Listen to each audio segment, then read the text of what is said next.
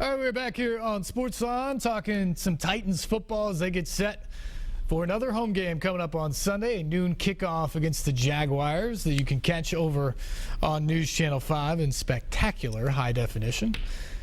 We're joined now on the phone by Brent Martineau from WJAX down in Jacksonville. And Brent, you and I first worked together, so to speak, back in the BCS championship game in 2009 when I was working in Oklahoma. You were covering the Gators down in Florida.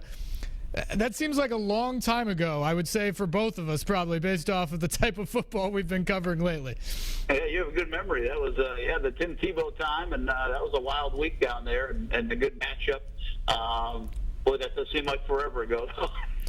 So what is going on down there in Jacksonville? Obviously off to an 0-5 start. The Jaguars, people thought would have a tough time this year, I think, in year two under Gus Bradley. But even 0-5 and the way they've done it, it has to be a disappointment for the Jags.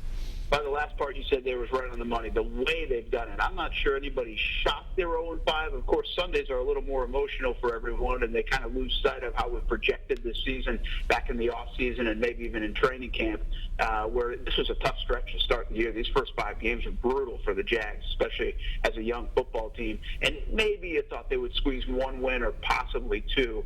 Out of it. But it was the way they lost the first games in September. The first 4 just got blown out. We really thought this team was strong on the defensive side of the football, strong enough to keep this team in games, and then their offense would struggle a lot. Maybe they have a chance to pull something out in the fourth quarter and likely wouldn't get it done.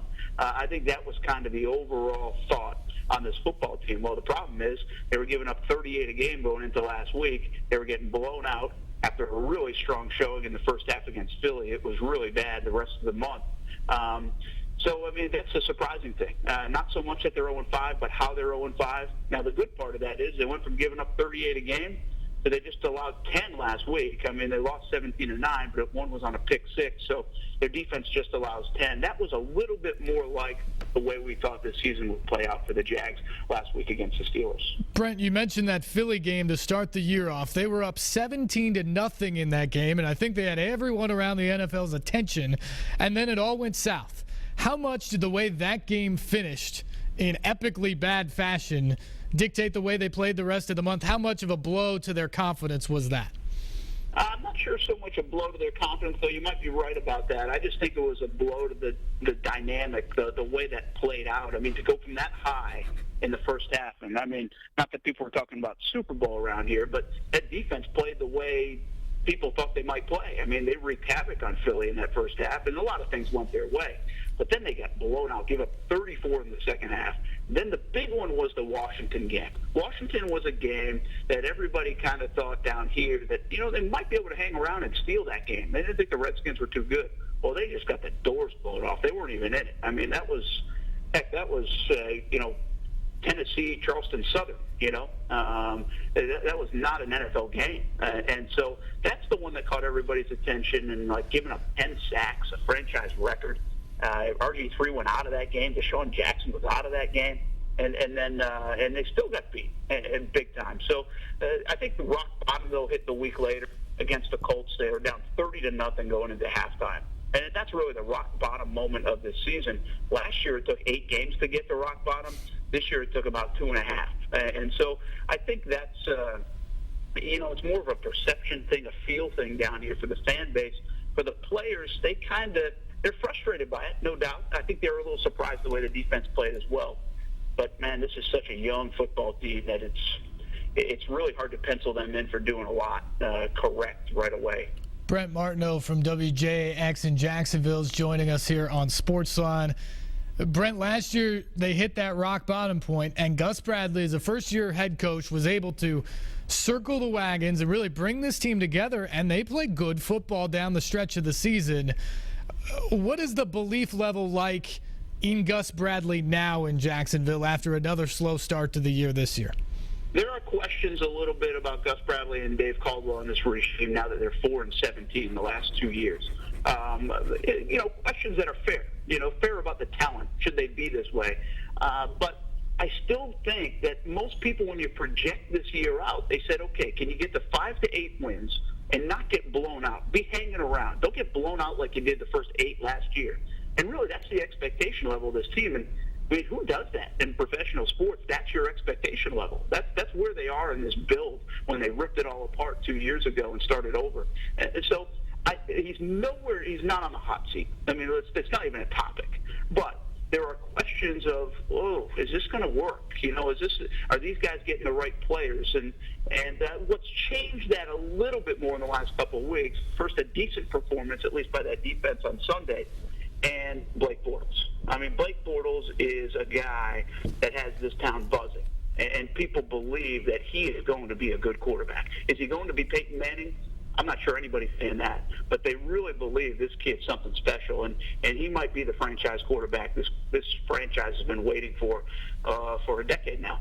They've had a lot of guys in that position looking to find the franchise guy. They drafted Bortles 3rd overall last spring. He's obviously a guy that people in Florida are familiar with, having starred at UCF. What have you seen the last couple of weeks from him that gives you reason to be excited about the future in terms of his ability to adjust to the NFL level? He's got no fear, and some of that is shown. I mean, he made some mistakes, including the pick 6 against the Steelers, where he checked out of a run play and threw it instead, and then that turns into the put the game away touchdown for the Pittsburgh Steelers. But no fear, that good leadership stuff. He holds himself right. He says all the right things. And he's mobile. He is such an athlete for 6'5", 230 pounds. And when the lights have come on, he's not a good practice player in the spring. You know, OTAs, even in training camp early on, he threw a lot of fluttery balls. People were questioning whether he could even throw a spiral. It didn't look great. There was no pressure whatsoever, no talk of, hey, we got to play this guy right away. But then the lights went on in a scrimmage, first of all, in August, and then the 4 preseason games. And every time he went in there in a real game situation, he looked really good. I mean, not just okay, he looked good. And so I think that really opened people's eyes. And, in fact, I will even say I think if the Jags had not committed to Chad Henne way back when they signed him as a starting quarterback, Bortles would have won the job from week 1. And so I think since then, these last 2.5 games, he's shown a lot of positives, a lot of good things, but he's also shown those rookie mistakes. They know this is going to be a work in progress. But, again, I mean, I think so, and I think a lot of people around here believe this kid's going to be pretty good. And he's going to be around here for a while. The Jags even said when they drafted him, they didn't plan to play him this year. They were going to let Chad Henne be the guy and sort of groom Bortles for the future. So he's obviously won them over in that regard. But in terms of the talent around Bortles, is this offensive line good enough to not get him killed and sort of ruin that confidence and that swagger he has? And does he have the playmakers around him to sort of build him up? Or kind of like a Blaine Gabbert, whether you thought he was a good quarterback or not, he was destined to fail based off of the guys they had around him. Yeah, different situation than Blaine, I think, because for a couple of reasons. One, that was a lockout year. Jack Del Rio should have never played him. Never, ever played him. And the difference between him and Bortles I see right away is mentally, Blaine Gabbert wasn't ready to handle failure like that. He just wasn't. He never got over that in my mind. He may not have been a good quarterback anyway, but they didn't put him in a good position to be successful. They're going to be very careful with Blake Bortles. I think that's why they wanted to sit him. But even if he fails, the pick 6, the 6 interceptions already in 2.5 games, I think this kid's mentally tough. I don't think that will faze him at all. And plus, physically, he's not afraid of the contact. He's got a presence in the pocket that's really good. He climbs the pocket. Now, to answer your other questions, this offensive line is certainly a work in progress. They've got a lot of young guys. They had their best game against the Pittsburgh Steelers. And the one thing about Blake Bortles is he is mobile. He loves to run, roll out, and so he helps the offensive line as they kind of grow along with him. As for the weapons, they don't have enough right now. I mean, bottom line is they just don't. Their running game is non-existent, and all of their weapons on the outside that may grow into nice players are young guys. Steve, they had 6 rookies start for them last week. 6 rookies. You don't do that in high school. You don't do that in college with 6 freshmen starting. Though Tennessee, I guess, does in college a little bit. They've got a lot of freshmen. But it's just unheard of in the NFL to have 6 rookies on one side of the ball starting. So growing pains for sure. Cecil Shorts being out and Mercedes Lewis being out for the Jags has really hurt them, I think, in some of this development. And the offense is going to continue to struggle. They're not going to put 30 points a game up. they may not find their way, quite frankly, until later this year, sometime in December, in my opinion. Brent Martineau covers the Jags. Brent, even when the Jags have struggled the last couple of years, they have given the Titans fits. Down there in Jacksonville, and then last year, they were 0-8 when they came here to Nashville, and they knock off the Titans then and really kind of started the Titans in a spiral away from a playoff run last year and started a good second half of the season. What is it about this matchup, or what is it about the Jags that make them so confident when they play Tennessee? Yeah, I don't know if it's just one of those things, because there are so many new players around here that history with the Titans, you can't even really deem it a rivalry with these guys. Yeah, the fan base, sure, but not the players. I don't think they feel much of that at all. Obviously, you guys know Derek Marks. He's played there before, so maybe there's a little chip on his shoulder. But I just think it worked out for them that they had a bye week last year after those 8 miserable games. They got some things right on the bye week, and then they went in there and made plays. And you know what?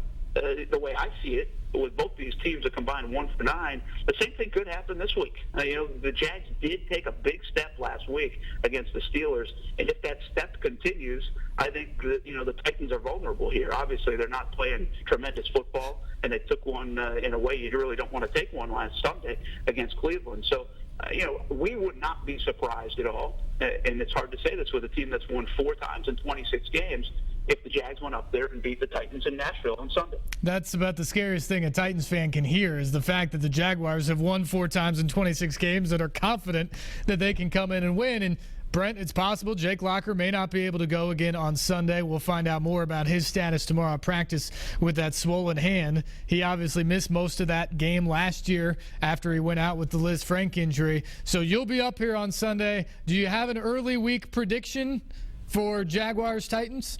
Well, I hadn't really given it too much thought. I did pick the Jags to beat Pittsburgh. I thought they would. I didn't really think Pittsburgh was a great team. I really still don't. And they had a chance in the fourth quarter.